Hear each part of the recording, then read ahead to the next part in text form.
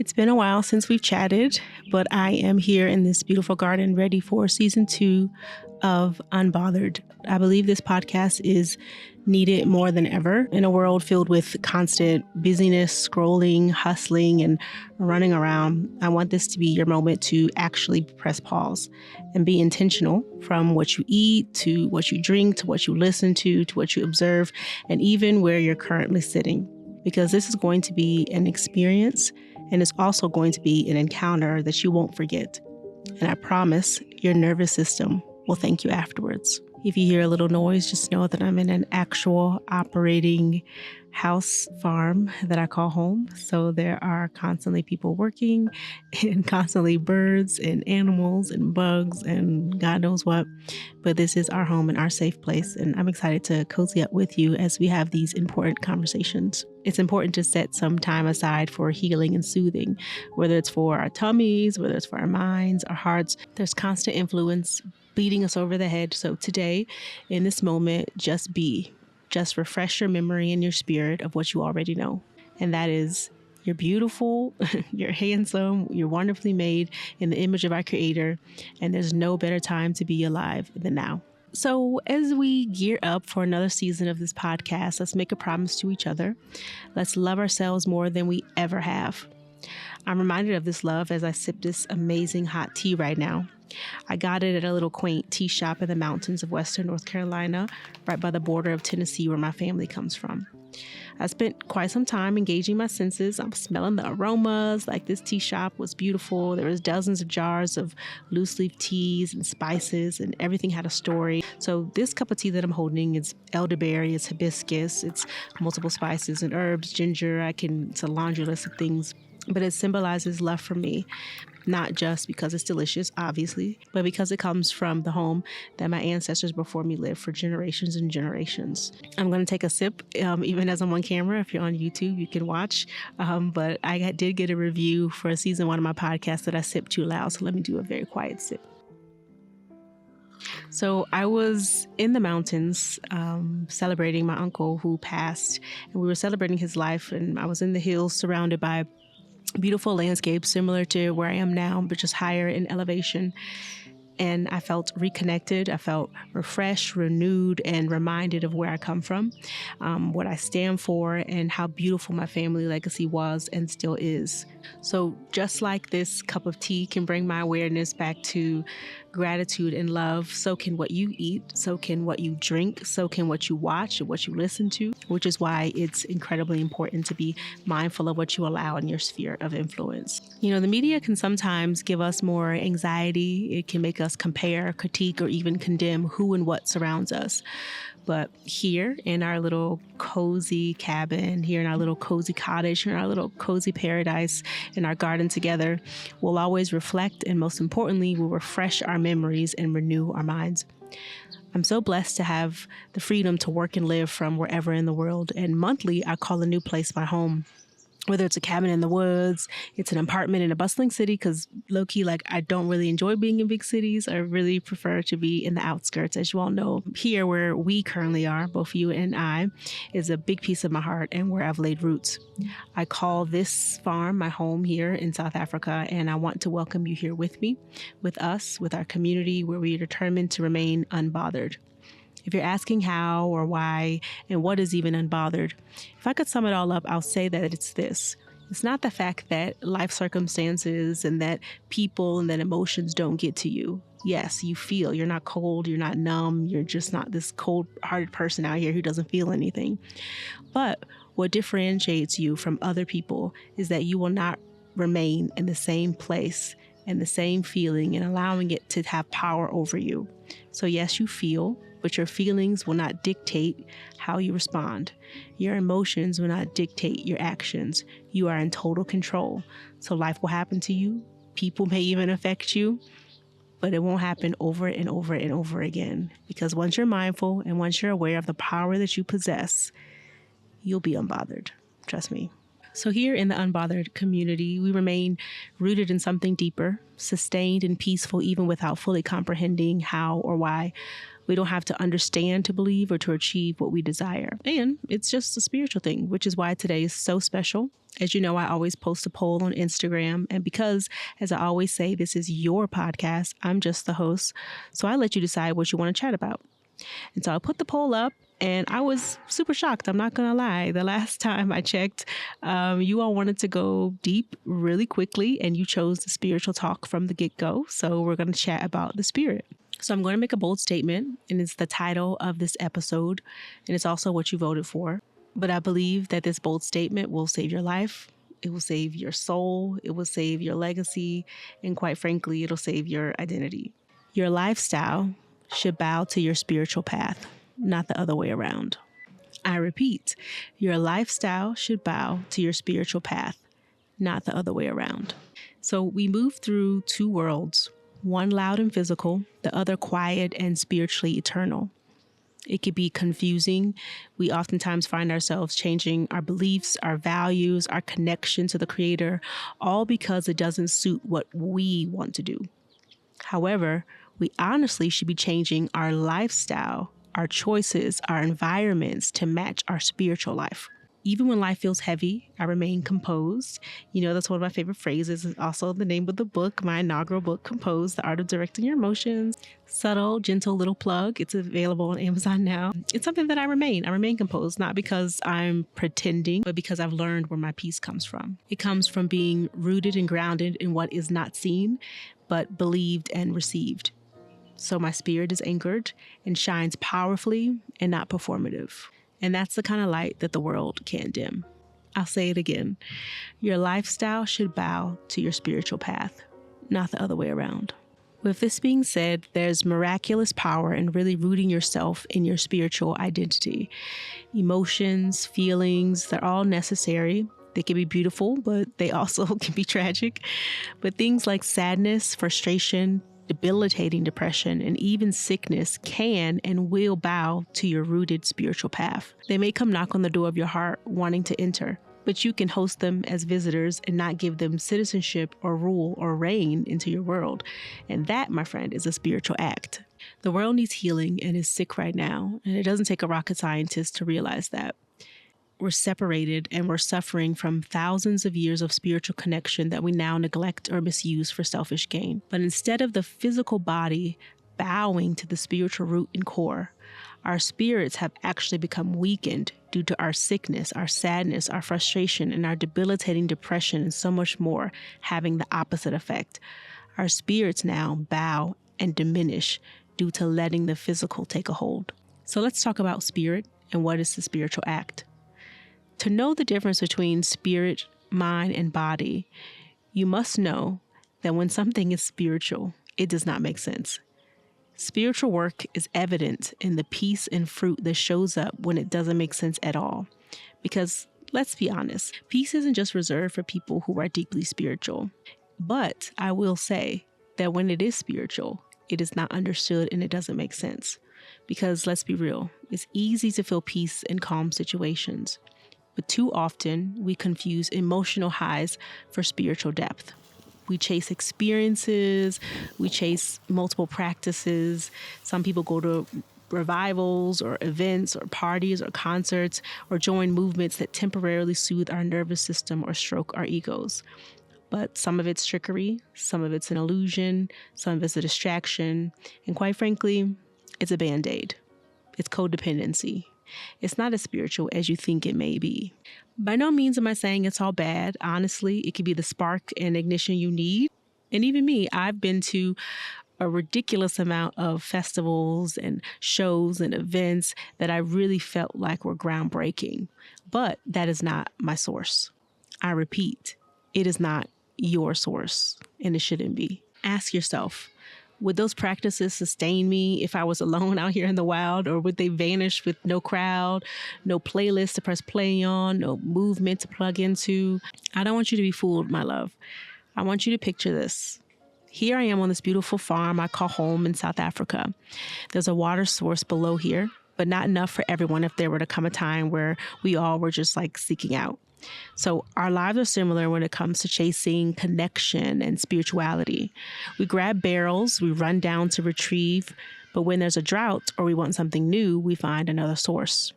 We could be like barrels filling over and over again from multiple sources, when in actuality, we are the ones who carry the source in our reservoir in our own right. What if I told you that you are the reservoir and that you really do not need to look out into the world, the sky, the universe for what's within? What if I told you that God, the creator, the ultimate divine source, made a cozy home within you, but you decided to invite the physical distractions and idols into this home of yours instead? It's no longer cozy, but crowded because you always invite more and more rituals, emotional distractions, soulful but temporary healing balms on the throne within you. There's a power that reigns, but you give it away or trade it in for a temporary fix that will run dry. I'll never forget, years ago, I was in a relationship that looked really good on paper. And honestly, we look good in person too. But it was like just draining my peace. My body wanted the comfort. My soul was tangled in the idea of potential. I thought maybe if I just give it more, more love, wait it out, it'll change. But one thing that was really just bothering me was the fact that my spirit was unsettled. It was telling me over and over again, this isn't alignment. This isn't peace. The hardest thing I ever did was listen to that quiet voice. I chose to end it, even though we looked good, and it felt good. I just knew that it was a spiritual decision I had to make. And the reason I knew it was spiritual is because my body hated it and my emotions hated it. But my spirit knew it was protection. And just looking back, I can see how God spared me from the years of heartbreak and distraction. Sometimes obedience can feel like loss in the moment, but later you realize it was gain all along. I know this seems a bit woo-woo, and I hope I'm not losing you, but I'll reel it back in a little. I'll save the super in-depth conversations for private discussions that we'll take online in private community and on retreats here on the farm even, or elsewhere in the world where we can just kind of ground ourselves in eternal truth. But I do want to break down a little diagram for you that I believe will be helpful. Picture 3 circles intertwined. At the top is your spirit, below that your soul, and then your body. This is what I call the divine order. When it's aligned, the spirit informs the soul, which consists of your mind, your will, your emotions, and your soul bows to the spirit. Then your body follows. That's peace. That's divine alignment. But most of us, we invert it. The body shouts first, our appetites, our fears, our impulses. The soul bows to those cravings, spinning stories and justifications. And then the spirit becomes silenced. It starves, it suffocates beneath it all. That's misalignment. And misalignment leads to ruin. Because the body, as beautiful as it is, it can break. It carries fear, resentment, weakness, limited discipline. The soul, as powerful as it is, can ruminate endlessly, feeding the ego, chasing what distracts you from your purpose. And when the spirit is silenced, we lose the voice of God within us, the only voice that anchors us to lasting peace. I want you to think about it in real life. When your body leads you, you fire off the text in anger. When your soul leads, you replay the offense for days, feeding the story until it eats your peace alive, I guess. But your spirit, when that leads, you tend to pause, you breathe, and suddenly wisdom speaks. You protect that friendship or that relationship, and you even protect your own peace. That's divine order. That's composure. And this isn't theory, it's survival. And the reality is we're not just managing emotions. We're in a battle, a spiritual battle. Now, let's not get it twisted. The body and physical experiences are not all bad. I don't want you thinking, oh God, here we go. Lauren is a little bit too spiritual for me. Like she can't have a good time. That is not the case. And if you've been out with me, you know that's not the case. God created, He created our bodies for joy and for pleasure, and for beauty and for laughter and for rest. This doesn't mean you can't have fun, dance, eat, travel, fall in love multiple times, but there's also protection and remembering the right order. There are 3 competing identities at work within us. There's the identity that's rooted in God, the source, the creator, whatever you call it. For me, always God. The identity the world tries to hand to us, And then there's the identity we imagine for ourselves. My father used to always tell this story and remind me. And he also has told this story to thousands underneath his teachings. Before you were in your mother's womb, God knew you. We existed first in spirit. But the moment we entered the birth canal, we began hearing other voices, who we look like, what we'll become, how we'll be measured, where we'll fit. And we slowly but surely start to detach from the voice within, which is the source, the reservoir that cannot and will not die. So I'll ask you, who are you allowing to shape you? What voices are you letting sit at the table of your heart? Who are you handing the keys to your identity? I promise you that the endless quest for worth is unnecessary. We all take that journey, though. I mean, I've taken it a multitude of times, but the answer was always here. Quiet the noise and allow your spirit to lead again. Because the reality is this. We are not just dealing with emotions or habits or circumstances. We are in a battle, a real one. And the best book ever tells us that we wrestle not against flesh and blood, but against principalities, powers, rulers of darkness, spiritual wickedness in high places. But here's the problem. Too often we fight a spiritual war with physical weapons. We try willpower, we try logic, distractions, denial, and we end up swinging in the dark, exhausted because we've mistaken the battleground. Think about it.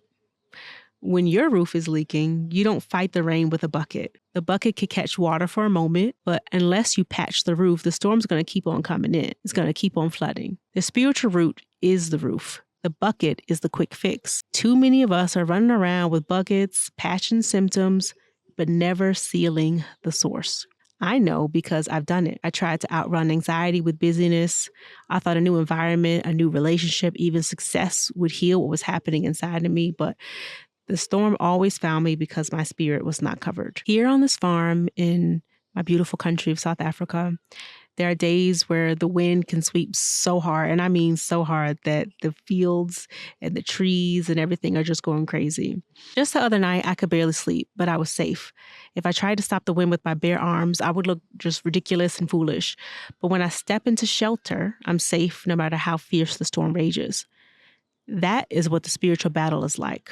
You can't fight the wind with your hands. You need covering. And that covering is rootedness. Paul called it the armor of God.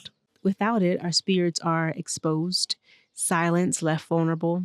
That's when darkness strikes hardest, when the body takes over, when the soul is in control and the spirit is ignored. But when your spirit is anchored, your soul submits and your body follows. The arrows may still fly, but they will not destroy you. So I'll ask you one last time, where in your life are you fighting a spiritual war with physical weapons? Where have you been carrying buckets when God already gave you shelter? You know, here in the garden, I'm reminded of how simple God's order really is. The trees don't force themselves to grow. They just stay rooted, and the fruit comes in its season. The birds don't stress about where their next meal will come from. They sing, they search, they poop, because they just did that, literally flew in my house right before this, but they're provided for. And that's the same invitation for us, to stay rooted, to trust the covering, and to let our spirit lead us so that our soul and body can finally rest. So maybe this week, when life feels loud, remember the lesson of the garden.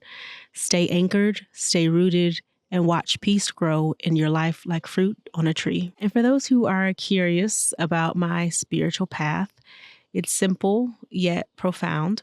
I'm not a fan of radical individualism.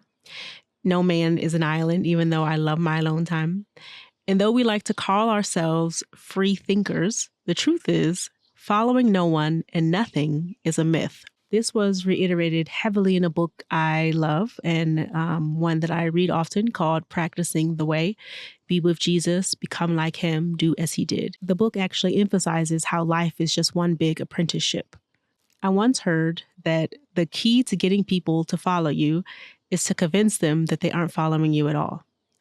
And that's exactly where society is. People thinking they're free, but in reality, we all submit to something.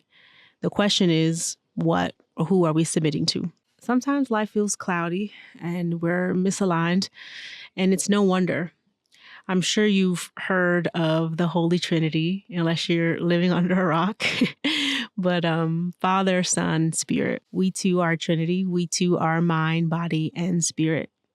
Your mind can be in one place, racing with thoughts.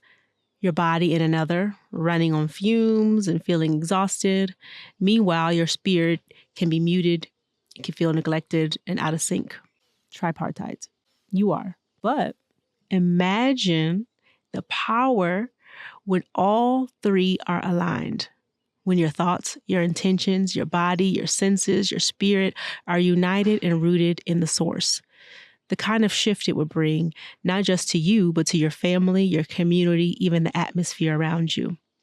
That's the importance of alignment.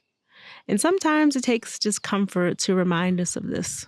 If you're on YouTube, you're seeing it right now with the visuals, but I often shower outside here in the garden on the farm in the middle of an African winter. And African winters are wild because by day it's warm and cute, and by night it's freezing and you got a lot of fire and sleep in 10 layers. So when I'm outside showering, the initial cold could be sharp and shocking, but my body wants to run, but my mind will tell me it's too much. But then there's my spirit telling me to breathe, telling me to endure, and that there's strength there. Meanwhile, whenever I send pictures or videos back to my family, they're like, girl, if you don't get out that shower, that is not the thing to do. Get you in the bathtub, take an old school bath. But I don't know, it's just something about it that reminds me of the beauty of my tripartite being when I do things that are uncomfortable. And so for me, that outdoor shower is a reminder of my alignment, my mind and body and spirit working together in harmony. So anyways, this is why I live a life of apprenticeship, like I was saying with my spiritual walk. To be, to become, and to do. To be is to commune, to connect, to pray without ceasing, to know I am loved and live as the embodiment of love, and solitude makes this possible. To become is to grow spiritually the way we grow physically, remaining peaceful, composed, rooted, not in our own strength, but in divine partnership. To do is to go out into the world as light. Because let's be real, sometimes our life may be the only flicker of light someone ever sees. And in that small moment, your action can save a soul, a life, and even a legacy. So it's crucial to live a courageous, beautiful, balanced life. Submit and commit. A lifestyle bowed to your spiritual path may not be easy, but it is your purpose and your protection. I don't know what your battle is today, but I promise you it is not just physical.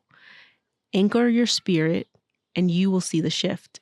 My prayer and my declaration for you, if you're watching or listening, is short and sweet and very simple. I speak peace over your mind. I speak strength over your body. And I call your spirit to rise, to lead, to anchor you. May you be a reservoir and not a barrel. So before you go out in the world and make a choice this week, I want you to ask yourself this.